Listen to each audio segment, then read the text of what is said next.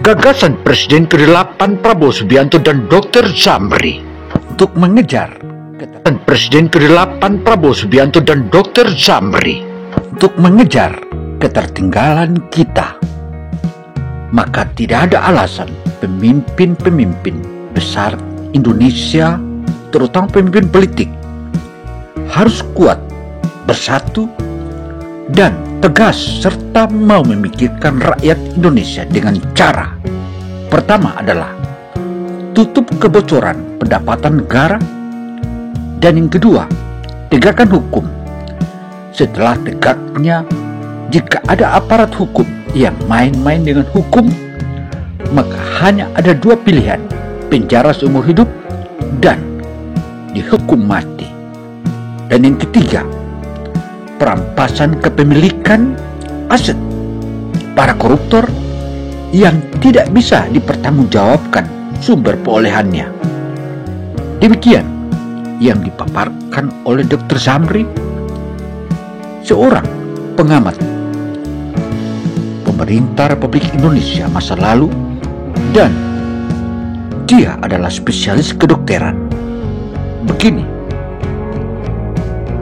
diberi pelajaran oleh mereka yang besarkan kita, itu saya pegang teguh. Seorang pejuang, seorang pendekar harus berani, ya, tapi tidak boleh benci dan tidak boleh dendam. Jadi saya nggak ada masalah. Saya tidak ada masalah diberi nilai 11, tidak apa-apa. Tentara yang jarang itu merupakan salah satu kekuatan yang patut kita banggakan, dan Indonesia memiliki pemimpin yang kuat dan kokoh. Prabowo memang patut diandalkan.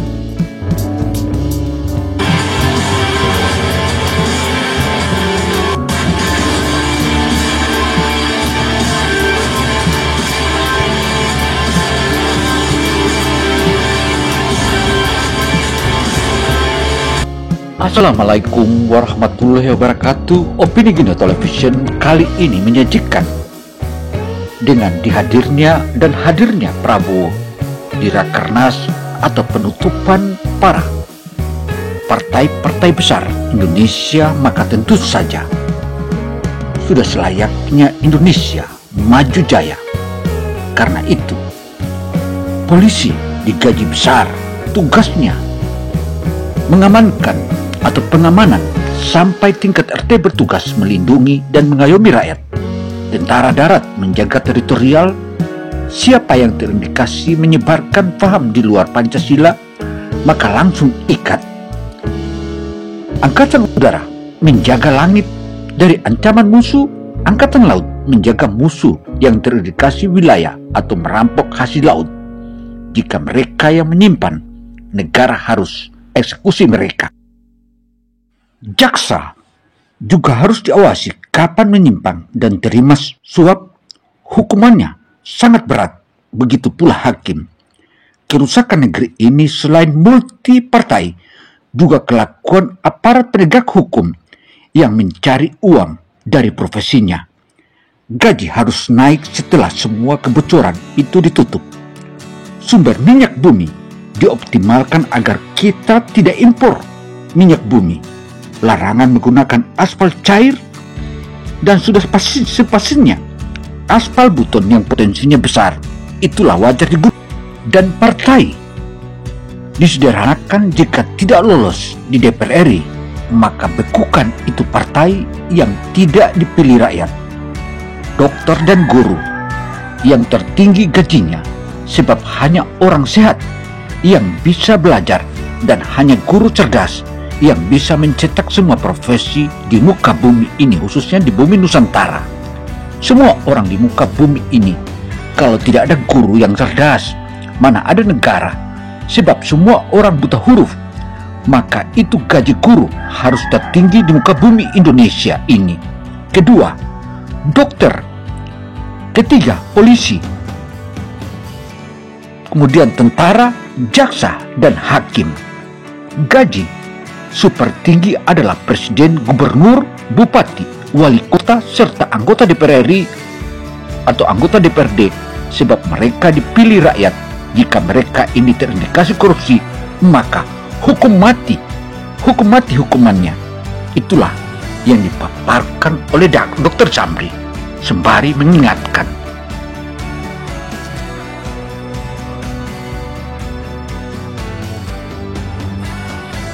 ini sudahlah, perbedaan itu baik, persaingan itu tidak apa-apa, ya kan? Jangan, tapi sifat bangsa Indonesia itu ya, itu benar tadi kan, suka ngakalin orang, ya. Benar kan? Coba kita ingatlah ya, ngakalin, kutipu kau, ya. Seneng, apa itu, iya kan? Coba, waktu kita sekolah, ya kan, terus seneng, selalu ngerasani wong, cari yang, ya kan? Tapi semakin dewasa, bangsa kita ratusan tahun diadu domba ratusan tahun, semua masalah itu adalah dihasut, terus dihasut. Masa sekarang kita diambang tinggal landas yang benar. Waktu 98 kita sudah diambang tinggal landas, kita dikerjain oleh kekuatan-kekuatan asing. Kita dikerjain. Kalau ada elit Indonesia yang belum mengerti apa yang terjadi tahun 98, saya sarankan tolong belajar lagi. Apa yang telah dipaparkan oleh Prabowo menjelang pelantikan Presiden Republik Indonesia yang baru, tepatnya tanggal 20 Oktober 2024, tentu saja sudah disusun kabinet baru untuk bekerja 5 tahun ke depan. Dari sekian banyak calon kabinet Prabowo, saya hanya ingin menyumbangkan pikiran saya. Kira-kira seperti apa calon Menteri Kesehatan ke depan yang akan dipilih Prabowo? Semestinya Menteri Kesehatan adalah mereka yang berprofesi sebagai dokter. Akan lebih bagus lagi kalau menteri tersebut adalah mereka yang sejak awal sudah bekerja menitik karir dari tingkat bawah di puskesmas, di rumah sakit, atau di dinas kesehatan dengan kualifikasi kemampuan yang sudah teruji. Kenapa harus mereka yang terpilih? Sebab mereka telah melewati sebuah masa dan situasi yang berhadapan dengan masyarakat di bawah. Mereka tahu betul apa yang terjadi di bawah sana. Karena mereka tahu betul apa yang dibutuhkan masyarakat terkait dengan layanan kesehatan itu seperti apa baiknya. Demikian papar Zamri mengingatkan semua, karena tujuan Kementerian Kesehatan dibentuk adalah untuk memastikan pelayanan kesehatan yang berkualitas dinikmati oleh semua masyarakat, dari paling terpencil hingga mereka yang hidup di kota. Pelayanan kesehatan harus dijabat oleh mereka profesional di bidang kesehatan. Pelayanan kesehatan secara umum ada dua pendekatan, yakni pendekatan promosi dan preventif. Yang kedua adalah pendekatan kuratif dan rehabilitasi. Penjabaran kedua hal tersebut di atas harus sejalan paralel sesuai dengan tugas pokok dan kewajibannya. Kebutuhan akan dokter umum yang mengisi semua layanan primer, klinik, pratama, dan puskesmas adalah tujuan tombak layanan kesehatan berbasis komunitas, sehingga pendekatan promosi dan preventif itu harus mencapai target di atas 80%, sedangkan sisanya 20% adalah kuratif dan administrasi layanan. Apa saja yang diperlukan di layanan primer, mutu dokter umum, gigi, perawat, bidan dan tenaga kesehatan, lingkungan dan gizi masyarakat.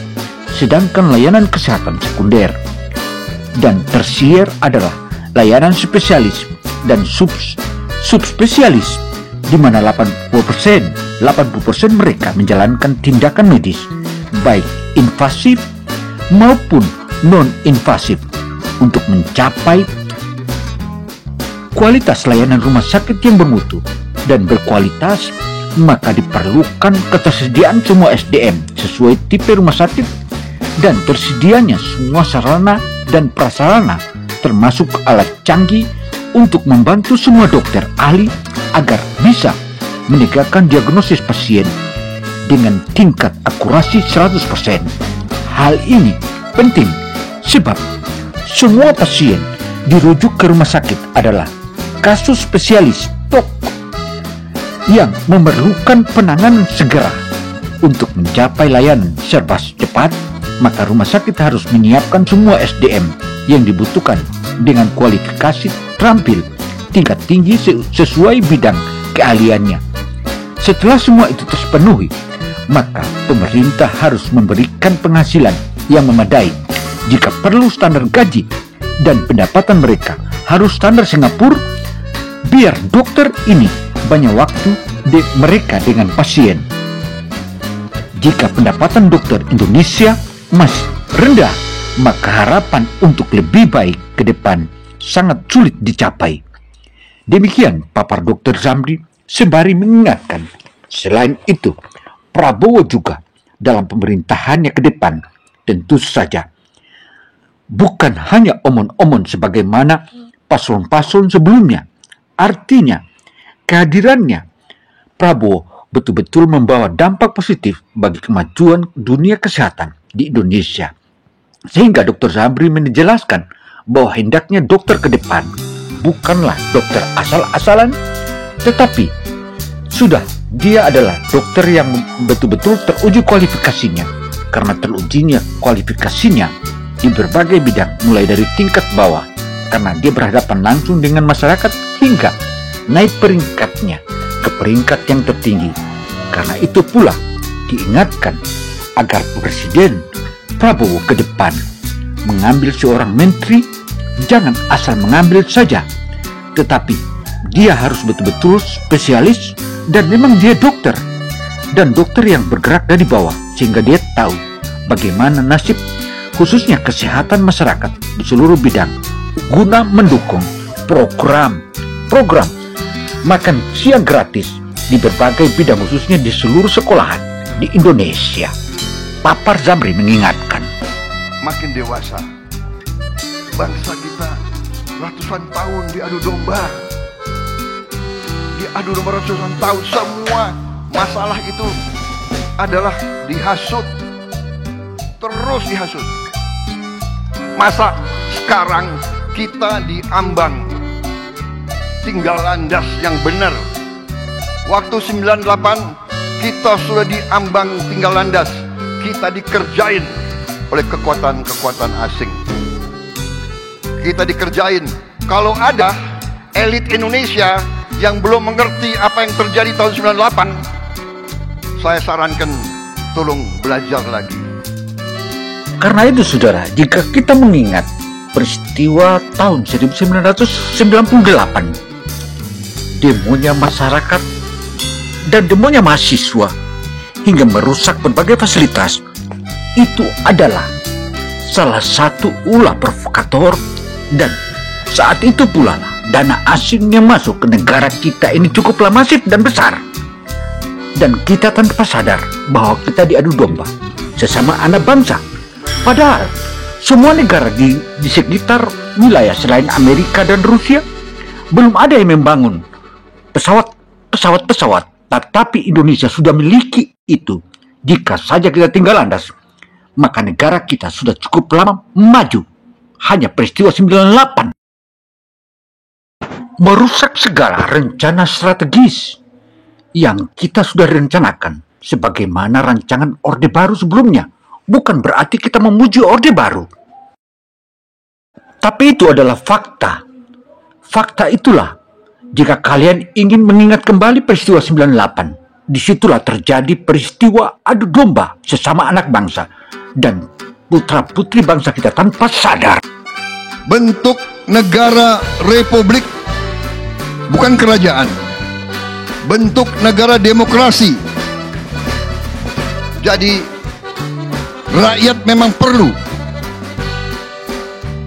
diberi pilihan, dan kita tidak perlu takut dengan perbedaan. Tetapi kondisi sekarang di abad ke-21 ini, di mana persaingan antara kekuatan-kekuatan dunia begitu besar, di mana rebutan sumber alam begitu besar, di mana ancaman perubahan cuaca begitu berbahaya, di mana PBB meramalkan bahwa sebentar lagi terjadi kelaparan besar-besaran di bumi ini. Begitu banyak negara sekarang yang mengalami kesulitan untuk produksi pangan. Kita masih bersyukur, saudara-saudara sekalian. Dan karena itulah saya selalu mengajak kita sekarang sebagai pemimpin, Nasdem diantaranya, mewakili rakyat,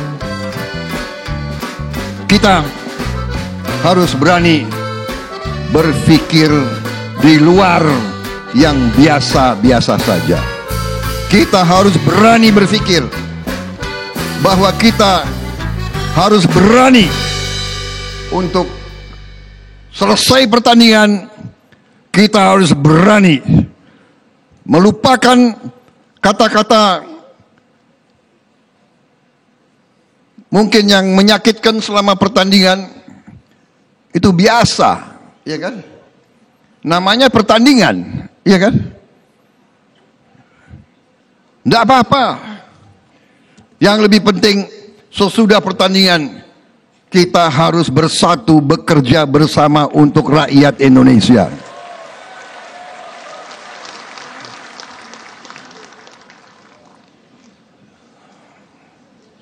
Rakyat membutuhkan pemimpin-pemimpin yang bisa bersatu.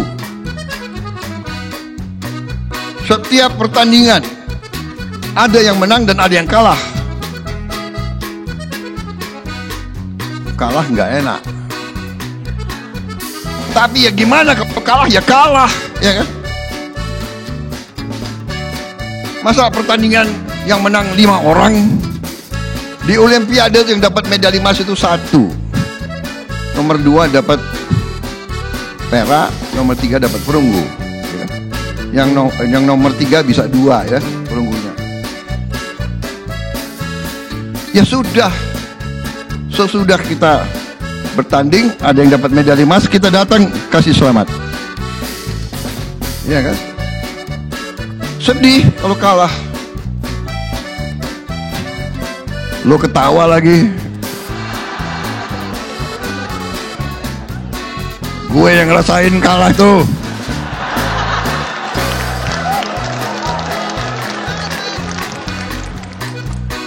Tapi kalau kita nangis, siapa yang bisa obati? Tidak bisa. Jadi jangan nangis kelihatan.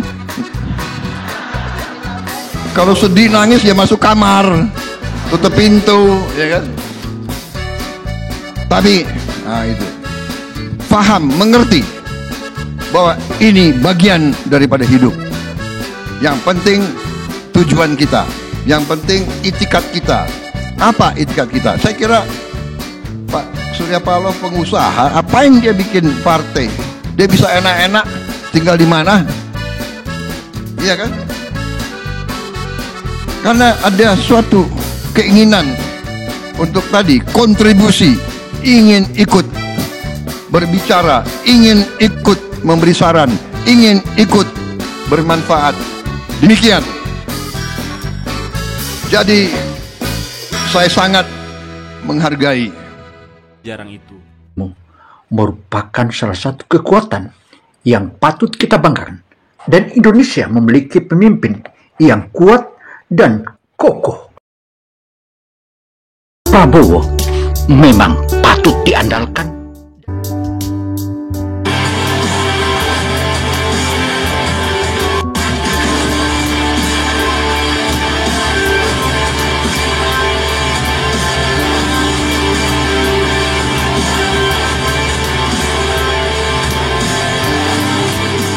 Saudara, eksistensi Prabowo. Saya sangat menghargai waktu diberitahu Pak Surya Paloh, ya kan? Yang beritahu ya termasuk Muzani. Maaf, Pak Surya kadang-kadang brewok mau datang. Oh ya, mau datang apa? Ya, mau gabung. Alhamdulillah. Terima kasih. Benar, Pak Surya? Waktu Anda datang, saya terima kasih. Saya, ya, tidak apa-apa. Anda dulu dukung Anies, tidak apa-apa. Loh, kenapa ketawa? Benar. Demikianlah paparan Dr. Zamri, Amin SPOG, dan calon presiden yang bakal dilantik tanggal 20 Oktober mendatang. Semoga apa yang dipaparkan Opini Gino Television Indonesia ini menjadi catatan buat kita semua. Dan saya, sebagai reporter Opini Gino Television Indonesia, Gino Samsudin Mirsab, melaporkan. Semoga informasi yang saya paparkan ini bisa bermanfaat bagi kita semua, sekaligus mengingat peristiwa 98. Dan wassalamualaikum warahmatullahi wabarakatuh.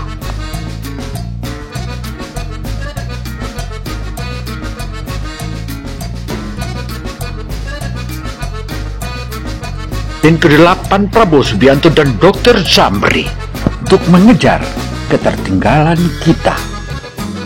Maka tidak ada alasan pemimpin-pemimpin besar Indonesia, terutama pemimpin politik, harus kuat, bersatu, dan tegas, serta mau memikirkan rakyat Indonesia dengan cara pertama adalah tutup kebocoran pendapatan negara, dan yang kedua, tegakkan hukum.